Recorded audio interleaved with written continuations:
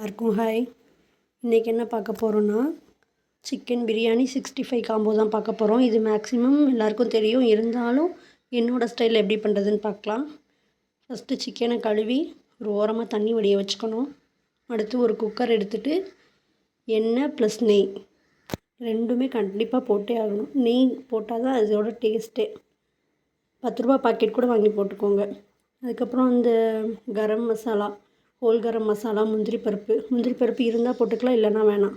அது நல்லா போட்டு வதக்கிட்டு வெங்காயம் போட்டுட்டு இந்த அளவுக்கு ப்ரௌனாக வர வரைக்கும் நல்லா வதக்கணும்.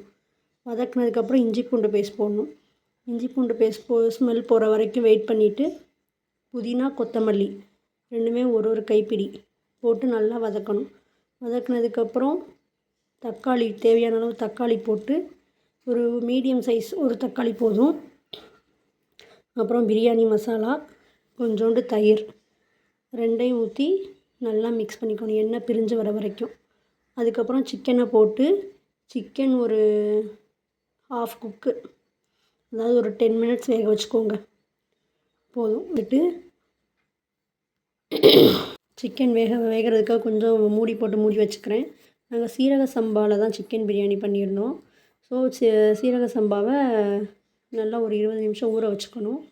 ஊற வச்சுட்டு ஆட் பண்ணதுக்கப்புறம் தேவையான அளவு தண்ணி ஊற்றணும். இதில் 1 டம்ளர் சீரக சம்பாவுக்கு 1.5 டம்ளர் தண்ணி, இதுதான் அளவு. இதை ஊற்றி ஒரே ஒரு விசில் வச்சு இறக்குனிங்கன்னா அடியில் ஒட்டாமல் செம்ம டேஸ்ட்டாக சிக்கன் பிரியாணி ரெடி ஆயிரும் நம்மளுக்கு. பார்த்திங்களா எவ்வளோ பொலன்னு செம்மையாக இருக்குது. இப்போ சிக்கன் 65க்கு பார்ப்போம். போன்லெஸ் ப்ளஸ் போன் ரெண்டுமே சேர்ந்து தான் எடுத்துருக்கு. சிக்கன் 65 மசாலா உள்ளூரில் எங்கள் ஊரில் கிடைக்கும், அந்த மசாலா தான் போடுறோம், தனியாக எதுன்னு போடல. அதுக்கப்புறம் இஞ்சி பூண்டு பேஸ்ட் போட்டுக்கணும். இஞ்சி பூண்டு பேஸ்ட் போட்டதுக்கப்புறம் கார்ன்ஃப்ளவர் மாவு, அதுக்கப்புறம் அரிசி மாவு, ஒரு ஹாஃப் லெமன், இது எல்லாத்தையும் நல்லா பிழிஞ்சு கை வச்சு நல்லா பிசைஞ்சிக்கணும்.